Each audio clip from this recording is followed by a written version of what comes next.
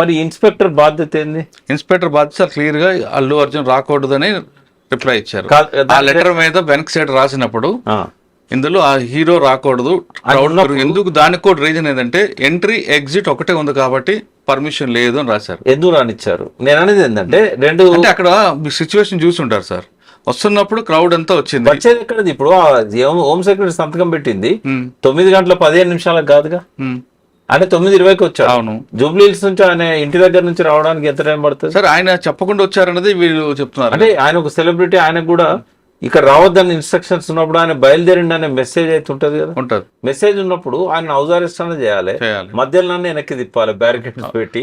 అది ఓకే. ఇదేం జరగలేదు అంటున్నా నేను. అవును. తీరా ఇక్కడికి వచ్చినాక కార్లకి వెళ్ళి దిగొద్దని చెప్పాలి. ఉమ్, అంటే వస్తున్నాడు వచ్చిండనే, ఇప్పుడు వస్తాడని తెలియకపోతే సిఐను ఆ మోనికా అనే ఎస్ఐ వాళ్ళు ఎందుకుంటారు అక్కడ? ఆయన ఏమన్నాడు తెలుసా? ఆయన సిఐ గారి మాటలు కూడా సోషల్ మీడియాలో వచ్చినాయి. ఆయన బాధపడుతున్నాడు, ఈ అమ్మాయి నా చేతుల్లో పోయింది, ఈ అబ్బాయి కూడా ఇట్లా రాజు నాయక్. అయితే అతను ఏమంటున్నాడు అంటే, అతను ఇంకా కోలుకోలే ఆ బాధ నుంచి. అతను ఏమంటున్నాడు అంటే, వీళ్ళు వస్తున్నారని తెలిసి నేను మా ఆఫీసర్ని అడిగి ఎస్ఐ గారిని పెట్టుకొని నేను వచ్చేసరికి 100 మంది మీడియా మిత్రులు ఉన్నారు అక్కడ, మీడియా వాళ్ళు 100 మంది ఉన్నారని చెప్పాడు. 100 మంది ఉన్నారు, ఇక్కడ క్రౌడ్ పెరుగుతున్నది, అయితే మా ప్రయత్నాలు మేము చేయడానికే మేము అక్కడికి వచ్చామన్నాడు. కానీ హీరో రాకూడదు, ఆయనను మేము ఆపాల్సి ఉండే అనే మాటలు రాలేదు. ఎంత సింపుల్గా అయిపోయేదంటే, రావద్దని ఉన్నప్పుడు ఆయన కమ్యూనికేట్ చేయాల్సి ఉండే. ఆయన ఏమంటాడు, మాకు ఆయన కాంటాక్ట్ లేదు కాబట్టి మేము మేనేజ్మెంట్కి చెప్పాము, ఎగ్జిట్ గేట్ ఎంట్రీ గేట్ ఒకటే ఉంది, ఇబ్బంది అవుతుందని చెప్పామన్నాడు. కానీ మేము ఆయన రావద్దు అని చెప్పినా అని చెప్పలేదు. అంటే ఇక్కడ ఒక ల్యాప్సెస్ అనేది స్టేట్ వైపు నుంచి పోలీస్ వైపు నుంచి ఉన్నాయి అనేది స్పష్టంగా కనబడుతుంది. మీరు అన్నట్లు వాస్తవమే, కానీ ఇక్కడ ఇదే ఎస్హెచ్ఓ రాజు నాయక్ గారు అల్లు అర్జున్ అభిమాని కావచ్చు.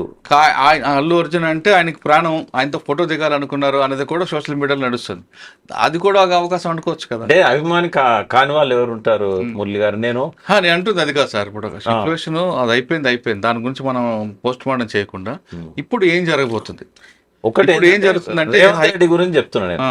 అతను ఎప్పుడు కూడా డిఫెన్స్ లో ఉండడానికి ఇష్టపడాడు. తప్పు తనదైనా కూడా అది ఉల్టా చోర్ కోత్వాల్ అనేది ఉంటుంది కదా, అయితే అవతల వాడి మీదనే బట్టగాల్చి మీదేయడానికి ఆయన ఎప్పుడు ప్రయత్నం చేస్తారు. పొలిటిషియన్ ఒక్కొక్క అంటే రేవంత్ రెడ్డి గారి ముద్ర అది. తను ఎప్పుడు కూడా డిఫెన్స్ లో ఉండడానికి ఇష్టపడాడు. ఫస్ట్ ఏంటంటే అది స్టేట్ రెస్పాన్సిబిలిటీ, స్టాంపేడ్ బాధ్యత వహించాల్సింది ప్రభుత్వం. పోలీస్ శాఖ వైఫల్యం స్పష్టంగా కొట్టొచ్చినట్టు కనబడుతుంది. ఆయన నివారించడంలో, ఆపడంలో, ఆయన కమ్యూనికేట్ చేయడంలో కూడా లోపం ఉన్నది. ఆయన అంతా వైలేట్ చేసే మనిషి కాదు అల్లు అర్జున్. ఒకవేళ పర్మిషన్ లేదంటే మీరు రావద్దంటే వెనకకు తిప్పుకొని వెళ్ళిపోతాడు. బట్ అది జరగలేదు కాబట్టి ఇది ఫస్ట్ రెస్పాన్సిబిలిటీ స్టేట్ వహించాలి. మీరు అన్నట్లయితే పోలీసుల మీద చర్యలు ఉండాలంటారు. పోలీసుల మీద చర్యలు ఉండాలి. ఇది నైతిక బాధ్యత ప్రభుత్వం అందని చెప్పి గ్రహించాలి. తర్వాత ఒకవేళ మీరు అల్లు అర్జున్ మీద కేసు పెట్టాలనుకుంటే ఒక్క డైలాగ్తో దాన్ని తీసేయాలి. చట్టం తన పని తను చేసుకోపోద్దని చెప్పాలి. అందరికి ఒకటే చట్టం ఉంటుందని చెప్పాలి. కానీ ఎట్లయిపోయిందంటే రేవంత్ రెడ్డి ఒక సినిమా స్క్రిప్ట్ గా వర్ణించినట్టుగా అల్లు అర్జున్ ఒక క్రిమినల్ లాగా ఆయన యాటిట్యూడ్ మీద అటాక్ చేశాడు. ఆయన పోలీస్ ఆఫీసర్ పోయి చెప్పినా కూడా ఆయన రాలేదు అని. ఆ పోలీస్ ఆఫీసర్ ఎవరైతే సోషల్ మీడియాలో మాట్లాడాడో 2 వర్షన్లు మాట్లాడాడు. ఒక వర్షన్లో ఏమంటాడంటే, వాళ్ళ పక్కన ఉన్న వాళ్ళు మమ్మల్ని మేనేజర్ కింద పోనివ్వలేదు, మేము చెప్పమని చెప్పి వాళ్ళకి చెప్పామని ఒకసారి అన్నాడు. రెండోసారి ఏమన్నాడు, నేను పోయి చెవులో చెప్పాను అన్నాడు. ఏది నమ్మాలి? 2 వర్షన్లు ఒకటే ఆఫీసర్ ఒకటే వీడియోలో 3 minutes లో చెప్పాడు. 2 వర్షన్లు కూడా. అంటే పైనుంచి ఒత్తిడి ఉంది. ఎందుకంటే ముఖ్యమంత్రి గారు అసెంబ్లీలో పోలీస్ ఆఫీసర్ పోయి చెప్పినా కూడా కదలలేదని అన్నాడు కాబట్టి ఆయన తన మాటను మార్చుకున్నాడు. రెండవది ఏంటంటే, అల్లు అర్జున్ ప్రెస్ మీట్ లో చెప్పాడు, అస్సలు నాకెవరు చెప్పలేదు, చెప్తే నేను ఎందుకు పోను, నాకు చెప్పలేదు అని అన్నాడు. ఇట్లాంటివన్నీ కాంట్రవర్సీ ఇష్యూస్. ఇంత ఎలాబొరేటెడ్ ఎందుకు ఆయన టార్గెట్ చేసినట్టుగా మాట్లాడినానంటే నేను చెప్తాను మీకు. గత 1 year నుంచి మీరు నాకు ఏదైనా క్లిప్ చూపెట్టగలుగుతారా ఒక ఫిలిం ఫంక్షన్ లో రేవంత్ రెడ్డి ఉన్నట్టుగా? అది వరకు ఏ సీఎం అయినా కూడా కనీసం సంవత్సరానికి 4-5 ఫంక్షన్స్లలో, పెద్ద ఫంక్షన్స్లలో సీఎం తర్వాత ఉన్న వ్యక్తులను పిలిచేవాళ్ళు.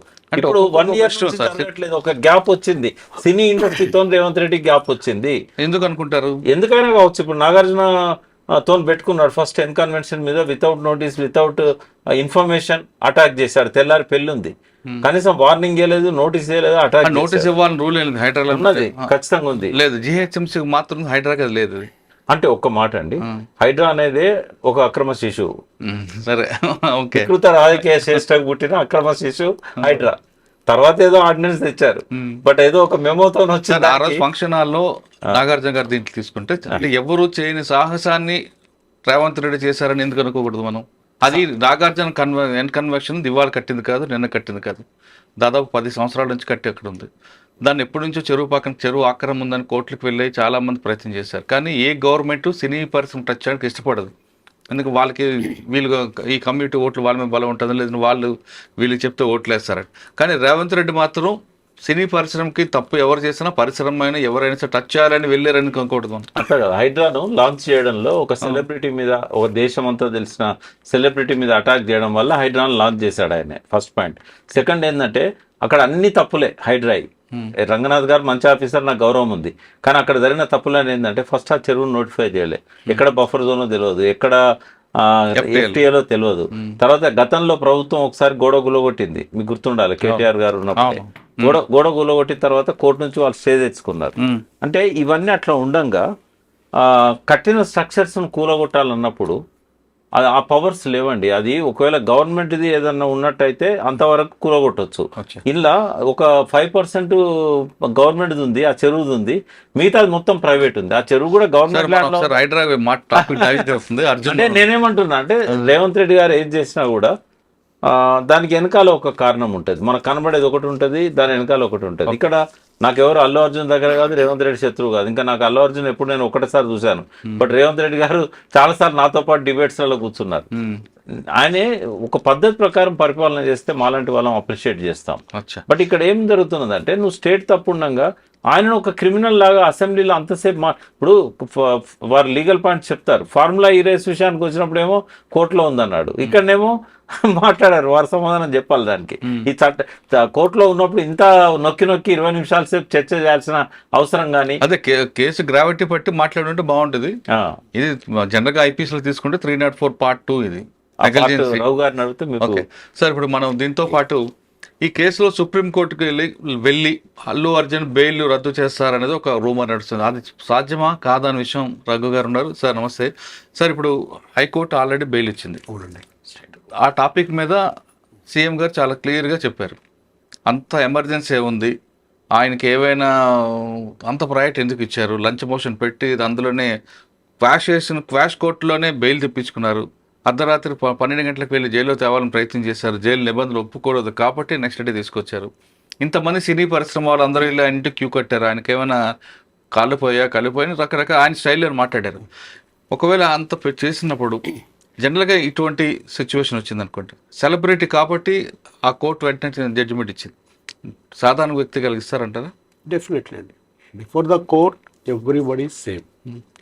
మీరు అడిగినట్లు ప్రొవిజన్ ఉంది. క్వాష్ పిటిషన్ లో వేసిన కోర్టులో వెంటనే బెయిల్ కూడా దాంట్లోనే చేసుకోవచ్చు అండి.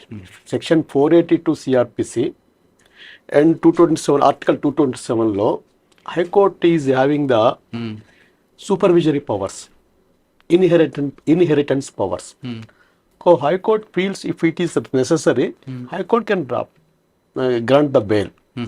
There are so many Supreme Court judgments and as well as this, even Bandi Sanjay case also like that. Second point మీరు అడిగింది, సుప్రీంకోర్టుకు వెళ్ళవచ్చు, బెయిల్ క్యాన్సిల్ చేయవచ్చు. కొన్ని గ్రౌండ్స్ ఉంటాయి. ఇది సాక్షుల్ని ఇన్ఫ్లుయెన్స్ చేస్తుండ్రు, లేదు కాంప్లైంట్ అటెంప్ట్స్ ఉన్నాయి అనే విషయంలో చేయొచ్చు. బెయిల్ అబ్జెక్షన్ చేయాలంటే ఏం చేయాలంటే, బెయిల్ ఇవ్వకుండా కొన్ని రూల్స్ ఉంటాయి. ఈయన పారిపోతాడను, లేదా దేశం నుంచి వెళ్ళిపోతాడను, లేదా సాక్షులు కనుక కంప్లైంట్ ప్రభుత్వం చేస్తాడని ఇవి ఉంటాయి. ఆల్రెడీ కోర్టు బెయిల్ ఇచ్చింది కాబట్టి ఈ బెయిల్ని రద్దు చేయాలంటే పోలీసులు ఏ విధంగా, ఏ గ్రౌండ్స్లో ముందుకు వెళ్తారు? జనరల్గా ఎనీ కేసెస్ బెయిల్ రద్దు చేయాలన్నప్పుడు ఎవరైతే బెయిల్తో బయటకు వచ్చిన అక్యూజ్డ్ ఉంటాడో, బెయిల్ని ఎంజాయ్ చేస్తున్నాడో, there must impose some conditions. ఇక్కడ కండిషన్స్ ఏంటి? మీరు అన్నట్లు దేశం వదిలిపోతారు, కొన్ని రూల్స్ ఉంటాయి. అవును. ఆ రూల్స్ని వయలేట్ చేసినప్పుడు కానీ, తర్వాత ఇన్వెస్టిగేషన్కి నేను డిస్టర్బ్ చేస్తున్నాడు అని పోలీస్ వారు స్టేట్ ఫీల్ అవుతున్నప్పుడు బెయిల్ క్యాన్సిల్ చేయమని చెప్పేసి పిటిషన్ ఫైల్ చేయొచ్చు. ఓకే. కానీ ఇప్పుడు అల్లు అర్జున్ గారు ఈ కేసులో ఫస్ట్ అల్లు అర్జున్కి అరెస్ట్ చేశారు, వెంటనే చనిపోయిన రేవతి గారు భర్త ఒక స్టేట్మెంట్ ఇచ్చారు. ఓకే, నేను కేసును విత్డ్రా చేసుకుంటానని. అంటే విత్డ్రా చేసుకోవడం అంత తరం కాకపోయినా ఆయన స్టేట్మెంట్ ఇచ్చారు, నేను టీవీలో చూసి నేను కేసు పెట్టాను, అల్లు అర్జున్ సంబంధం లేదు, ఒకవేళ ఇబ్బంది అయితే నేను కేసు విత్డ్రా చేసుకుంటాను.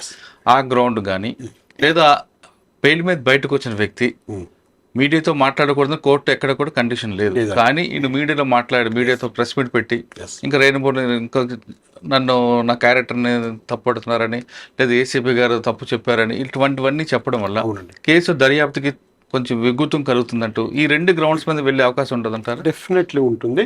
కానీ ఈ కేసులో నేచర్ ఆఫ్ ద ఫస్ట్ నుంచి అందరూ చూస్తున్నారు. స్టేట్ ఒక legislature, judiciary and executive 3 wings ఉన్నప్పుడు లెజిస్లేచర్ డ్యూటీ మీకు తెలుసు, చట్టాలు తయారు చేస్తున్నారు. ఏ చట్టంలో కూడా వాళ్ళు ఏమంటారు పక్కన బౌన్సర్స్ కదా, బౌన్సర్స్ ఫాలో కాకూడదు, బౌన్సర్ ప్రొటెక్ట్ ఇవ్వకూడదు. అల్లు అర్జున్ ఇస్ నథింగ్, ఆయన క్వశ్చన్ కాదు ఇక్కడ. ఈవెన్ బౌన్సర్స్ పోలీసు లేకుంటే స్టాంప్ ప్యాడ్లో అల్లు అర్జున్ ప్రాణం కూడా హాని ఉండేది. గైడ్ లైన్స్ లా లేదు, లెజిస్లేచర్ ఎక్కడ పాస్ చేయలేదు. నువ్వు సినిమాకి పోవద్దు, ఇంట్లో కూర్చో, you should not maintain the bouncers, ఇంట్లో కూర్చో, ఎక్కడ లేదు. ఫస్ట్ పాయింట్ అది. జ్యుడిషియరీ ఏం చేయాల్సి వస్తుంది? అన్ఫార్చునేట్ థింగ్, ఆమె చనిపోయింది రేవతి గారు. అది ఆ కాంపెన్సేట్స్ ఎవరు చేయలేని పని. అది ఎవరు ఎన్ని కోట్లు ఇచ్చినా కాంపెన్సేట్ చేయలేరు. ఒక ఆయన 25 lakhs అంటాడు, ఒక మంత్రి గారు 25 crores అంటాడు. వాళ్ళ పర్సనల్ ఇంట్రెస్ట్, డబ్బులు ఇచ్చినా కాంపెన్సేట్ చేయలేము. అది చాలా బాధపడాల్సిన విషయం. ఇన్సిడెంట్ జరిగిన తర్వాత then entire matter went into the court. Petitioner ఆ మూమెంట్లో ఆమె భర్త చెప్పినప్పటికి కూడా, ఇది డిసీజ్డ్ భర్త చెప్పినప్పటికి కూడా క్రిమినల్ కేస్ స్టేట్ లెవెల్లోకి వెళ్తుంది, స్టేట్ తీసుకుంటుంది. నేను ఈసారి మర్డర్ చేస్తాను, నెక్స్ట్ కాంప్రమైజ్ కాదంటే state not agree. State versus Arjun ఉంది కాబట్టి ఎస్, పీపీ అంటే పబ్లిక్ ప్రాసిక్యూటర్ రిప్రజెంటేషన్ స్టేట్. ఈ విషయంలో కోర్టుకు వచ్చినప్పుడు మీ పేరు మురళి గారు ఒకటి గమనించండి. ఇండియాలో నాకు 32 years స్టాండింగ్. సహజంగా ఎంత హీనస్ క్రైమ్ చేసిన వాళ్ళని కానీ, టెర్రరిస్ట్ కానీ, ఫ్రైడే 12 o'clock ఇంటికి వచ్చి 1:30కి సెలబ్రిటీ ఇంటికి వెళ్ళి 2 o'clock మళ్ళీ పోలీస్ స్టేషన్ తీసుకొచ్చి ట్రాఫిక్లో వర్కింగ్ డే ఫ్రైడే అంటే ఇక్కడ ఈ Chikkadpally police station to Jubilee Hills Arjun ఇంటి మధ్యలో నమాజ్ ట్రాఫిక్ జామ్ ఎక్కువ ప్రేయర్స్ అవుతుంటాయి. ఆ ఫుల్ ట్రాఫిక్లో తీసుకొచ్చి మళ్ళీ 2:30 or 3 o'clockకి మెడికల్ ఎగ్జామినేషన్కి గాంధీ హాస్పిటల్కి పంపించి, పబ్లిక్ హాస్పిటల్కి పంపించి మళ్ళీ 3:30 or 4 o'clock రిమాండ్ చేయడం అనేది ఇంతవరకు ఏ కేసులో నేను చూడలే నా 32 years స్టాండింగ్లో. అంటే నేను ఎందుకు చెప్తున్నా నా గురించి అంటే పబ్లిక్లో ఆశ్చర్యం ఉంది. ఇది అంటే సాధారణంగా మీరు అన్నట్లుగా ఒక రిమాండ్ చేయాలంటే తీసుకొచ్చి కూర్చోబెట్టి రిమాండ్ స్టేట్మెంట్ రిపోర్ట్ రాయించి తర్వాత కోర్టు హాస్పిటల్ పంపించి తీసుకొస్తారు ప్రొసీజర్. కానీ ఈ టైంలో ఏమవుతుంటే సార్, టైం ఎక్కువ పడుతుంది కాబట్టి అది సెలబ్రిటీ ఎక్కువ క్రౌడ్ వస్తుందని వెంటనే రిమైండర్ రెడీ చేసుకున్నారు, రాగానే సంతకం నో సెలబ్రిటీ. మరి సెలబ్రిటీ అన్నప్పుడు నువ్వు సినిమా చూడాలన్న సెలబ్రిటీకి సినిమా ఛాన్స్ ఇవ్వనప్పుడు క్వశ్చన్ సార్. ఇప్పుడు ఆయన తీసుకొచ్చారు, ఆ ఇష్యూ జరిగింది, అల్లు అర్జున్ రాకబట్టే ఇక్కడ క్రౌడ్ వచ్చింది, వస్తాడనే విషయం ముందు తెలుసు కాబట్టి వచ్చింది, జరిగింది.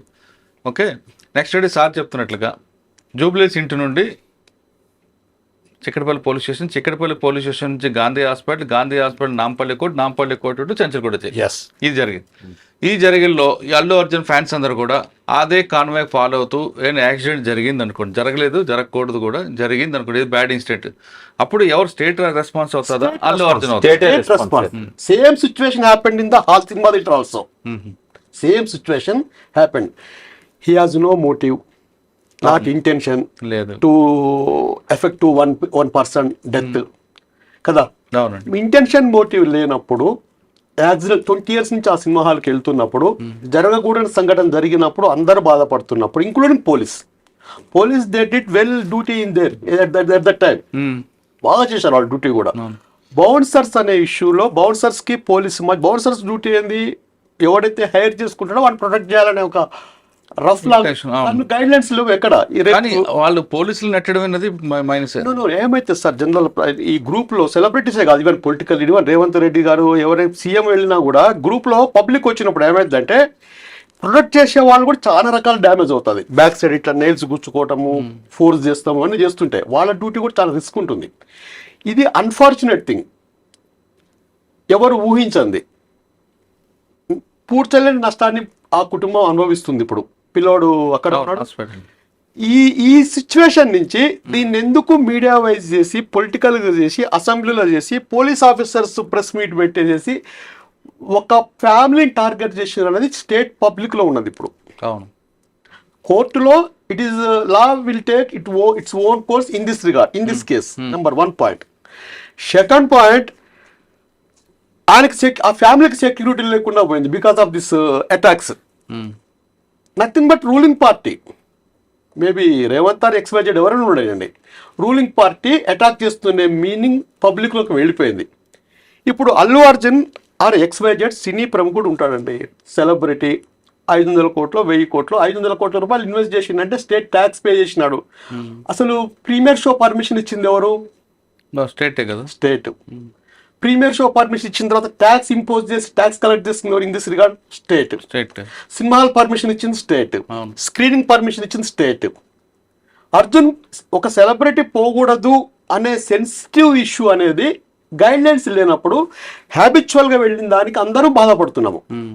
ఫ్యూచర్లో అది దీనివల్ల చాలా స్టాంప్ ప్యాడ్స్ ఆగిపోతాయని. లాస్ట్ 20 yearsలో లాస్ట్ 5 years 50 స్టాంప్ ప్యాడ్స్ తీసుకున్నాం, including Chandrababu Naidu, so and so. Celebrities crime effect ఏందో ఒక 40 తీసుకున్నాము, నాకు రికార్డు ఉంది మొత్తం. ఇన్వెస్టిగేషన్ అనేది కోర్టుకు వచ్చిన తర్వాత కోర్టు పరిధిలో ఉన్నప్పుడు నీ కిడ్నీ పోయిందా, నీ కాలు పోయిందా, చేయి పోయిందా, నీ ఇంటికి ఎందుకు వస్తారు, చనిపోయిన వాళ్ళకి ఎందుకు పోలేదు, ఈ స్థాయికి తగ్గ డిస్కషన్స్ ఏవైతే అంటే ఆయన వ్యక్తిగతంగా సీఎంకి మంచిగా ఉండొచ్చు, కానీ పబ్లిక్కి గారు సినిమా అభిమానులు అట్లా లేదండి. సినిమా అభిమాని అయినా అడ్వకేట్ అయినా ఎవడైనా ఒకటే ఓటు ఉంటుంది. ఓట్ బ్యాంక్ ఎఫెక్ట్ అవుతుంది అతనికి ఫ్యూచర్లో కమింగ్ ఎలక్షన్స్లో. Clear discrimination. నువ్వు లాస్ట్ 5 yearsలో కొన్ని ఇన్సిడెంట్స్ తీసుకునే యాక్షన్ ఇవాళ మీకు తెలుసు, అందరికి ప్రజలకు తెలుసు. ఆన్ బెయిల్ మీద ఉన్న వాళ్ళు ఇవాళ లెజిస్లేటివ్ ఆస్పెక్ట్స్ లీగల్గా సీఎం పోస్ట్లో ఉన్నారు, ఉండకూడదని కాదు, ఉన్నారు. వాళ్ళ కేసెస్లు ఎందుకు ప్రొసీడ్ కావట్లేదు, ఆ బెయిల్స్ ఎందుకు క్యాన్సిల్ చేస్తానికి ఎవరికి ముందుకు రావట్లేదు? ఎవరైనా కానీ సార్ మీద కేసు ఉంటుంది, సార్ సైంటిస్ట్ కావచ్చు, ఇప్పుడు నా మీద కేసు ఏదో కావచ్చు, మా బెయిల్స్ క్యాన్సిల్ చేయనప్పుడు ఈ బెయిల్ క్యాన్సిల్ చేసే అంత అవసరం స్టేట్కి ఎందుకు వచ్చింది? నెంబర్ 1.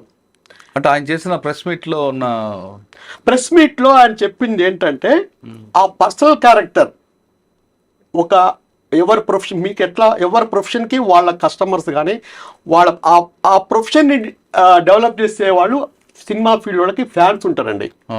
పర్సనాలిటీ ఇమేజ్ చేస్తే మనిషి చనిపోయినట్టు లెక్క. అతను రాజకీయ నాయకుడికి ఓటు వేయకపోతే వీడు ఎట్లా చనిపోయినట్టు లెక్కనో, అడ్వకేట్ కేసులు కాకుండా ఎట్లా వాడు వేస్ట్ ఆ ప్రొఫెషన్లో.